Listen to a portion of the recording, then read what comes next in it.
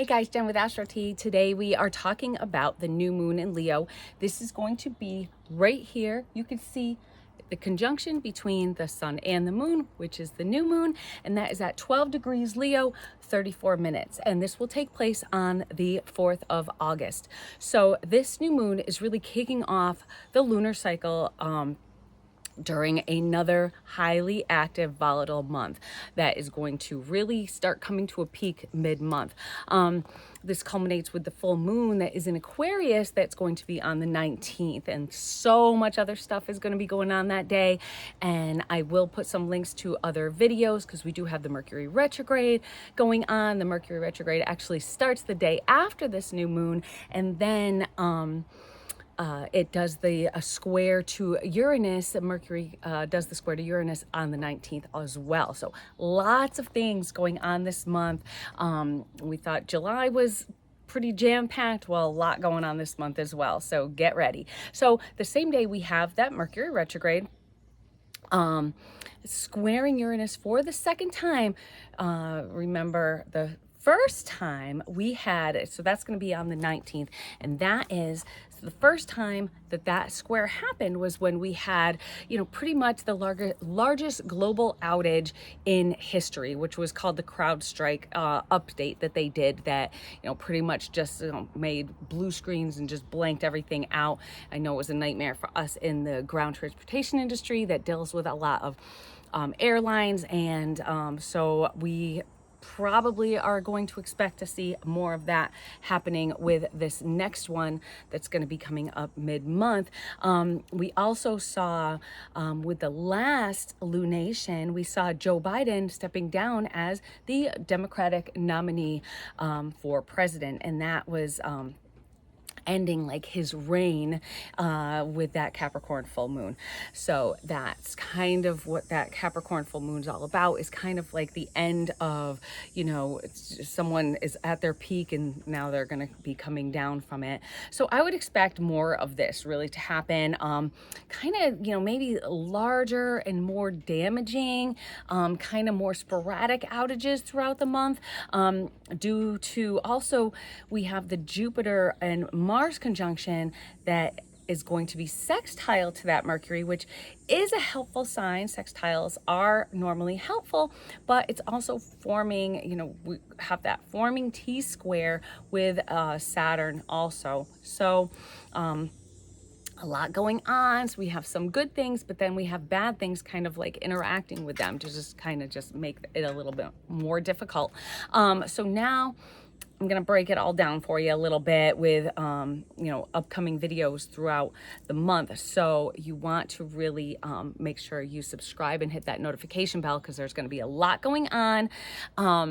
So we're going to, so you want to keep up with it, see what's coming up, and just know what the astrology is saying so you know what to expect also in your personal life as well. Because, things, I talk a lot about what's happening on the national scale because so much is happening in the US right now, but this also can affect you depending on where these fall in your chart. So definitely check that out. So make sure you subscribe, hit the notification bell to get notified of upcoming videos and just like stay in the loop together.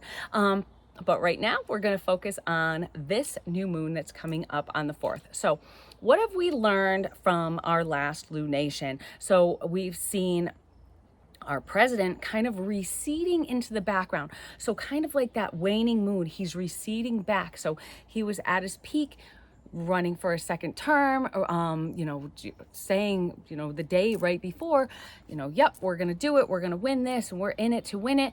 And then all of a sudden he's kind of waning back down a little bit. So kind of like his light was at its peak with that full moon. And now it's kind of going down with the waning moon because somebody else is going to be stepping and moving into the spotlight. So this is that Leo spotlight. The Leo is the sun and everything revolves around the sun. So this is who's going to be stepping into that light of the sun and really just getting that recognition that the past is kind of losing.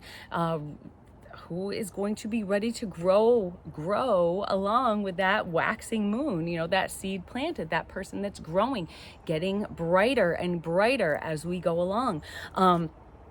the moon is actually sextile to the applying Mars Jupiter conjunction in Gemini. So sextile, you can see, is 2 signs away. So we see here the new moon, and then 2 signs away, which would be the 60 degrees, and that is where that conjunction is happening as well. So this is, in Gemini, we have big ideas, big plans.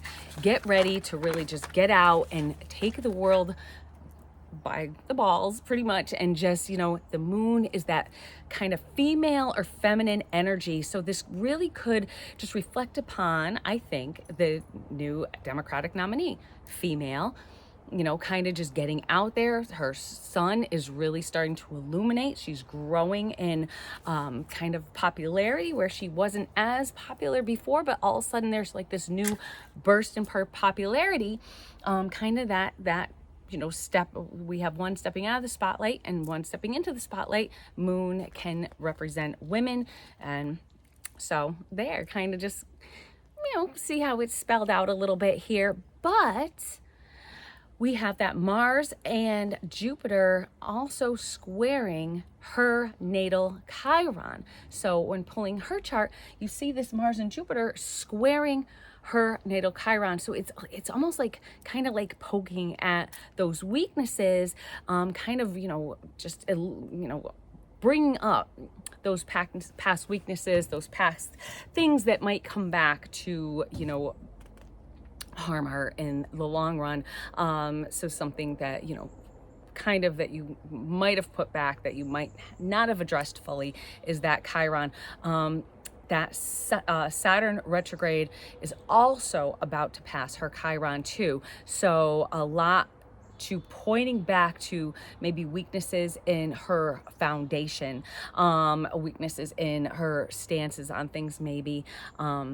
So I wouldn't be surprised if her sudden popularity is met with a lot of roadblocks, because there is that Saturn there. So Saturn loves throwing roadblocks in the way. It also squares her natal Uranus and Pluto, and Venus. So and Venus actually, so it squares the natal Uranus and Pluto, but opposes Venus, the Saturn retrograde. So I think there's a lot to face here. I think, a lot of that, opposition is going to be a little bit like iffy. So, anyway, so that is kind of regarding a little bit of the political aspect there, here in the United States, because a lot of this is going to revolve when we get mid-month around the time of that Democratic National Convention. And I think that's when we're going to see a lot of shocks like we did with the Republican National Convention. The stars are really loving playing with us down here. So back to the new moon. The new moon is about, the moon itself is about our soul's desire. And in Leo, it's blended there with our heart's desire. So it's our heart, our soul, our instincts, our eternal, our femininity, and, our heart and soul just aligned together. This can also bring back memories of the moon is about memories, maybe of childhood or the past. So what is our heart telling us? What is our instincts telling us? The moon is about that instinct. So, it's telling us don't be stifled. This is in Leo. Let the universe know what you want, what you need, what you deserve. Put yourself out there. Stop being that wallflower in the background. This is, Leo wants your sun to shine, wants your heart chakra to just shine, and just, so really build on that heart chakra. Let it shine out for everyone to see. You don't need to hide in the background. With the Mercury retrograde, we need to go back, reflect on our true needs. Don't let others tell you what you want. Don't let people tell you how you should vote because you're a woman, because you're of a certain color, nationality, sex, whatever.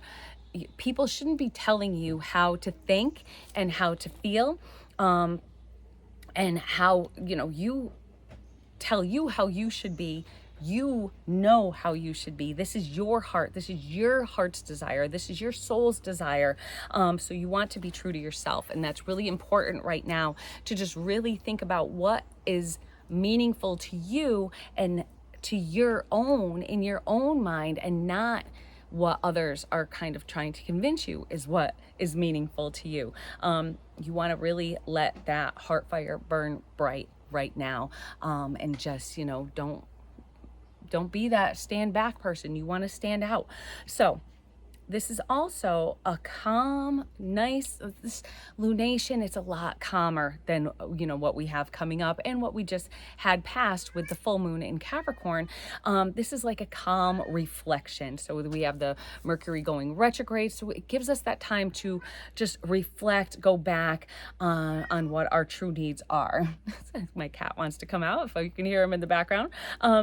So again, be true to yourself, because the moon is also square to, when going back to the election, to the moon is square to the current president, so Biden, his natal Mars. So I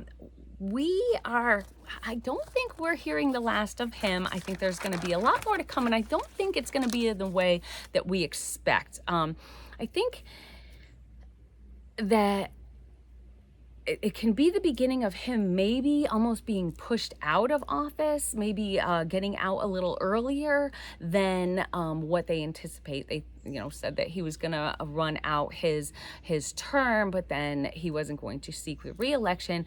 But I think they might be trying to get that to happen a little sooner than later. And so I think that this kind of reminds us, especially with the moon here, this new moon, it reminds us of things that we won't easily forget, that people are trying to get us persuaded to forget that it ever really happened. And I think that a lot of this stuff is going to actually come back. So a lot of the things that, we've chosen to ignore, choosing to be like, oh, yeah, that's in the past. I think a lot of that's going to come back. Kind of on a side note, just a little checky here. Keep an eye on, I've been looking at Gavin Newsom's chart, actually. Has a fascinating chart, I think, that I haven't really seen anyone looking at. So I would expect maybe a little something to happen there. I don't know if it's going to be at the convention, but I think it's going to be something that's coming up. So the, the Jupiter-Mars conjunction in Gemini is, that kind of whitish right at this time is a whitish applying T-square that is going to, be a lot more eventful come mid-month, but it's whitish right now with this new moon, and it's in the T-square with Mercury in Virgo, Saturn in Pisces, and it suggests increasing indecisiveness and tension. So challenges in communication will really cause, I think, a lot of stress, so be ready. And with this Mercury retrograde, again, getting into those squares, I think that's really going to be a lot of the issue going through this month, is going to be with communications and, maybe even internet communications or things like that. So that, how Saturn just puts up those barriers, just kind of saying that not too fast. Don't get your hopes up. Someone's pulling into my house here. So with the new moon, we can have, the new moon has that growing feeling that is just that kind of weight, or our needs really being heard, and is what we once thought now skewed or influenced, forgotten or backburnered. So again, this is kind of putting things that we kind of have been convinced that we've forgotten about, kind of bringing that back to the forefront. So I think, this Mercury retrograde is going to be a lot different than a lot of Mercury retrogrades. It's going to be a little bit more intense, a lot more activity going on, especially when we start getting close to those squares with Uranus going through the month. So this is all going to be building, because the new moon, that's building. It's building, so it's building light, it's building in intensity throughout the month. Again, that not so fast kind of feel. The retrograding Mercury is pulling us back to the past again. Remember, you know, I think it's the feeling that I get from it is that, you know, okay, so here, slap something on the desk in front of you and almost kind of like, you know, yeah, remember this? There's the proof that it happened. And I think we're gonna have a lot of that kind of feeling, that kind of like aha, like there, so there kind of moment, as the moon really starts to really get full in Aquarius. And Mercury re-squaring that Uranus is going to be those aha moments, those like, see, I told you so kind of things almost. So just after the Mars exacting square to Saturn, and that's just about all, just putting on the brakes. So things seem to really just kind of be falling into place nicely right now, and it seems to be going along like that. But we know that with the waxing moon, tensions are growing, things are growing. It's calm right now, but with all the other stuff going on with the planets, tensions are growing, as well as the planets continuing to influence you know, just this Earth show that the planets are playing. They're just watching the Earth show, just watching it, you know, happen and watching it all play out. Concerningly a little bit, the new moon is almost exact to it's almost an exact conjunction to Israel's Pluto, within 4 degrees of its Saturn also. That's in the 11th house of allies and friends. Mars is conjunct its Mercury in the 9th of religion, the judicial system, shipping, things like that. Maybe there might be some issues with getting aid over there, and then, you know, just I see tensions really getting higher. I know they're in talks for kind of, you know, calming things down, but I don't see that happening anytime fast. I do see a lot of escalation, but I don't think it's necessarily going to be for the worst. I think it's actually going to be maybe escalating to then de-escalate. So maybe it's an escalating means to an end, and we're already seeing that a little bit with some key figures kind of being targeted. The new moon trine with Mercury, well, let's hope, will encourage the hostage negotiations and will kind of push that through and get those done a little bit faster. So on a personal note, this new moon in Leo encourages us all to get out there and make ourselves known. So don't just sit back and be a wallflower. So, you know, the world is so don't let the world tell us what we need. We know what we need. We know what we want. Don't be afraid to go after it. Don't be afraid to hide your true feelings about things. And going back to our previous video on pyrite, the pyrite stone, if you are nervous about putting yourself out there, use that. That will help you to not be so shy, so aloof, and it will get you out there. It can help build your confidence.